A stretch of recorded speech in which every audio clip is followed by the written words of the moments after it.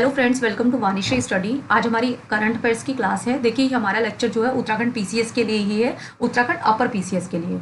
हम ई दृष्टि जो एक बुक है, ये काफ़ी अच्छी बुक है करंट अफेयर्स के लिए। यहाँ पर 1 फरवरी यानी कि 1 फरवरी 2023 से लेकर 25 फरवरी 2024 तक का इसमें करंट अफेयर्स दिया हुआ है। आज हम टॉपिक कंप्लीट करेंगे अंतर्राष्ट्रीय सम्मेलन। देखिए अंतर्राष्ट्रीय सम्मेलन से हमेशा क्वेश्चन पूछा जाता है। अभी ईओ का पेपर उठा के देख लीजिए या फिर आप आरओ का पेपर देख लीजिए जो अभी दिसंबर में और नवंबर के करीब हुआ था।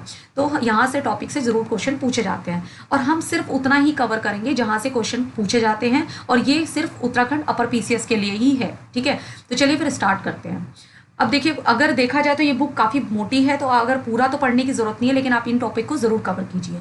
सबसे पहले 19वां नैम शिखर सम्मेलन कहाँ पर हुआ है। देखिए उत्तराखंड पीसीएस में हमेशा इजी क्वेश्चन ही पूछे जाते हैं, या तो कोई शिखर सम्मेलन कहाँ पर हुआ है, या कोई सदस्य उसका बना है, या फिर थीम पूछ लेते हैं। इस तरह के ईजी क्वेश्चन ही पूछे जाते हैं। ठीक है, तो चलिए स्टार्ट करते हैं। अब ये 19 से 20 जनवरी 2024 को कहाँ पर हुआ, सबसे पहले आपको पता होना चाहिए। नैम क्या है? गुट निरपेक्ष आंदोलन, ये नॉन अलाइंड मूवमेंट है। ये कहाँ पर हुआ है? युगांडा में। ये कंपाला युगांडा में हुआ है। देखिए ये ध्यान रखना, यहाँ से क्वेश्चन पूछ सकता है कि कहाँ पर हुआ है नैम का शिखर सम्मेलन। नैम का शिखर सम्मेलन जो हुआ है कंपाला युगांडा में। फिर ये कौन सा शिखर सम्मेलन है, याद रखना है आपने, 19वां है। ठीक है, अब इसकी अध्यक्षता किसने की है, एक बार ये भी पढ़ लीजिएगा। कई बार पेपर टफ के चक्कर में ये भी पूछा जा सकता है, तो ये भी थोड़ा आप ध्यान दे लीजिएगा।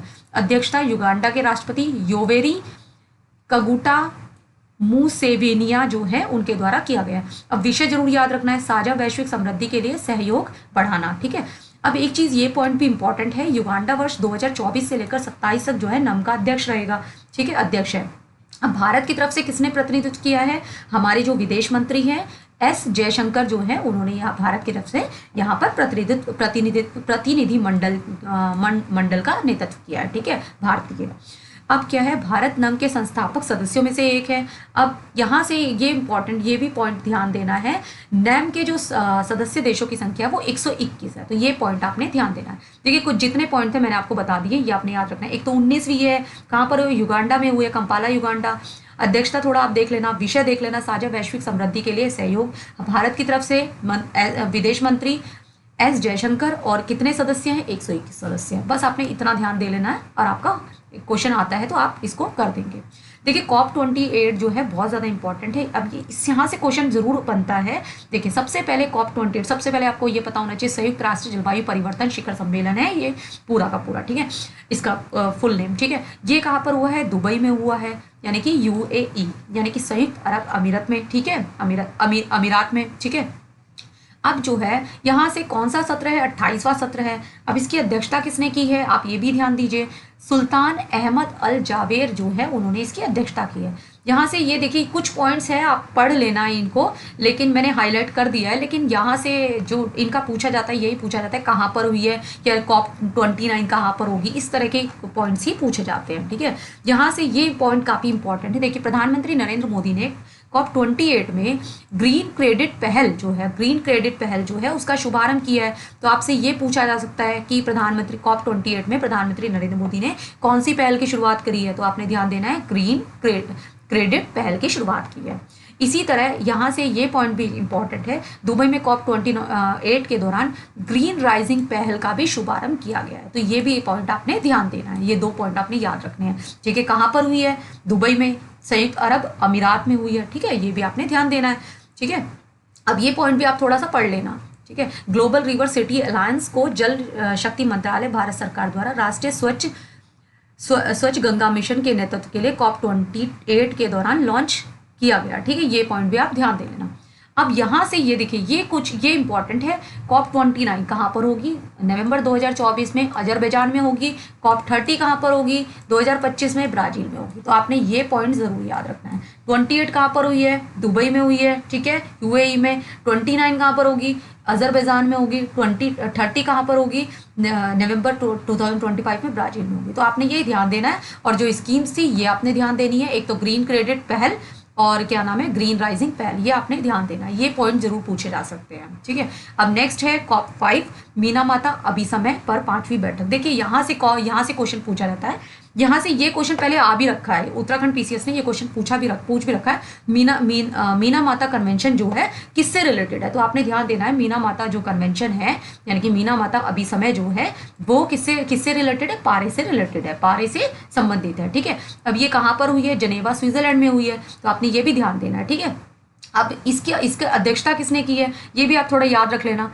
क्लाउडिया डुमित्रो जो है रोमानिया देश के हैं, उन्होंने अध्यक्षता की है। ठीक है, अब यहाँ से आपने ध्यान देना है COP6 जो है, अब मीना माता अभिसय जो अगली बैठक होनी है COP6 जो होनी है चिली के अध्यक्षता में 3 से 7 नवंबर 2025 के मध्य जनेवा में आयोजित की जाएगी। तो ये पॉइंट इंपॉर्टेंट है।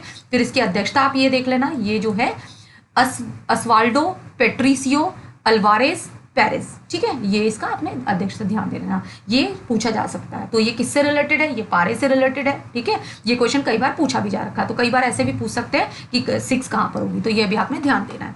नेक्स्ट है, आप सबसे पहले ये भी आपने ध्यान देना है कि पारे जो मीना माता अभिसमय है वो क्या है। देखिए ये क्या है, इसका उद्देश्य जो है पारे और उससे यौगिक जो हानिकारक प्रभावों से मानव के स्वास्थ्य और पर्यावरण की रक्षा करना है, ये इसका जो है मेन उद्देश्य है। ठीक है, अब इसमें क्या है, ये संधि 2013 में हुई थी और लागू कब हुई थी, 2017 में हुई थी, और भारत जो इसका एक पक्षकार है। ठीक है, अब यहाँ पर ये चीज़ भी आपने थोड़ा सा ध्यान देना है कि 128 जो है इसके हस्ताक्षरकर्ता देश है और 148 जो है इसके पक्षकार हैं। ठीक है, यहाँ से ये हस्ताक्षरकर्ता भी कई बार पूछ लेता है, पर ये पूछा जाता है इसका उद्देश्य क्या है और ये किससे रिलेटेड है, पारे से संबंधित है, कहाँ पर होनी है, कहाँ पर हुई है, जनेवा स्विट्जरलैंड में, और छठी कहाँ पर होगी, ये आपने ध्यान देना है। यहाँ से क्वेश्चन जरूर पूछा जा सकता है। अब आपके GPAI शिखर सम्मेलन 2023 ये क्या है, इसकी जो आयोजन है भारत मंडपम नई दिल्ली में GPAI जो है शिखर सम्मेलन, इसका आयोजन किया गया। ठीक है, ये इतना इंपॉर्टेंट नहीं है लेकिन फिर भी आप याद रखिएगा। ठीक है, अब ये क्या है, global partnership on artificial intelligence का है। ठीक है, और ये इसमें जो है 15 संस्थापक देश थे, अभी वर्तमान में जो है 29 है। पढ़ने का मन है तो आप इसको पढ़ लीजिएगा पूरा। ठीक है, नेक्स्ट है, देखिए ये जो प्रथम वैश्विक AI सुरक्षा शिखर सम्मेलन है, यहाँ से सिर्फ ये आपने छोड़ सकते हो इसको, ऐसा ये इंपॉर्टेंट नहीं है इतना। ठीक है, तो आप इसको छोड़ सकते हो।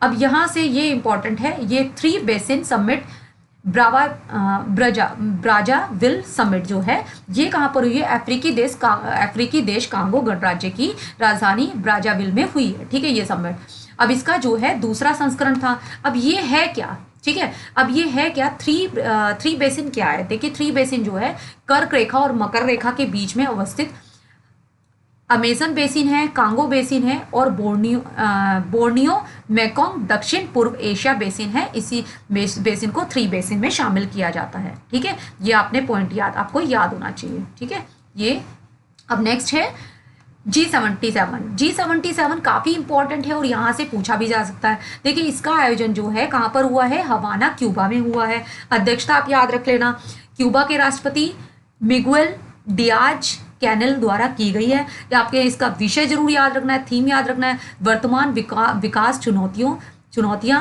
विज्ञान प्रौद्योगिकी और नवाचार की भूमिका। ठीक है, अब आपसे ये भी पूछा जा सकता है कि कौन सा शिखर सम्मेलन का समापन जो है हवाना घोषणा पत्र को अंगीकृत किया गया है, तो G77 ये पॉइंट भी आपने याद रखना है। ठीक है, अब G77 जो है भारत जो है G77 का सदस्यों में शामिल है, तो यहाँ भी आपने ये ध्यान देना है, कई बार इस तरह का क्वेश्चन भी पूछ लिया जा सकता है।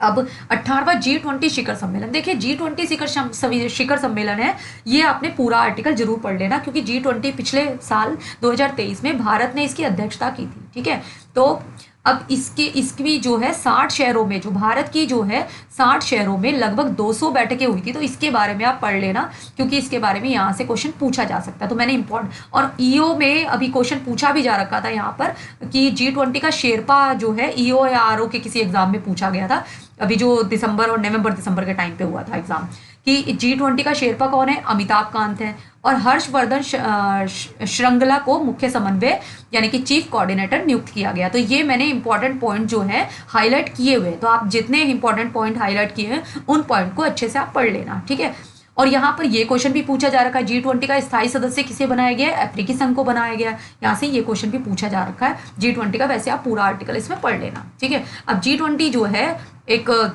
अफ्रीकी संघ का एक महाद्वीपीय निकाय है जिसमें 55 देश शामिल हैं। ठीक है, 2002 में लॉन्च किया गया था और इसकी अध्यक्षता है जो है अजाली असोमानी जो है कोमोरोस के राष्ट्रपति जो हैं वो वर्तमान में इसके अध्यक्ष हैं। ठीक है, तो ये आपने ये ध्यान देना है। अब इसमें क्या है, G20 के उसमें ही एक इसमें क्या है, वैश्विक जैव ईंधन गठबंधन यानी कि GBA ग्लोबल बायोफ्यूल अलायंस का जो है शुभारंभ किया गया, और वैश्विक जैव ईंधन गठबंधन G20 के अध्यक्ष के रूप में भारत की एक पहल है। ठीक है, अब ये जो इंपॉर्टेंट पॉइंट्स मैंने हाईलाइट किए हुए ये आप जरूर देख लेना इसमें, अदरवाइज इसमें ये यहाँ से क्वेश्चन जरूर पूछा जा सकता है। अब G20 तो हम अब ये 19वां G20 शिखर सम्मेलन जो है 2024 का कहाँ पर होगा, ये 18वां था। ठीक है, ये 18वां था, 18वां G20 शिखर सम्मेलन था जो भारत में हुआ था।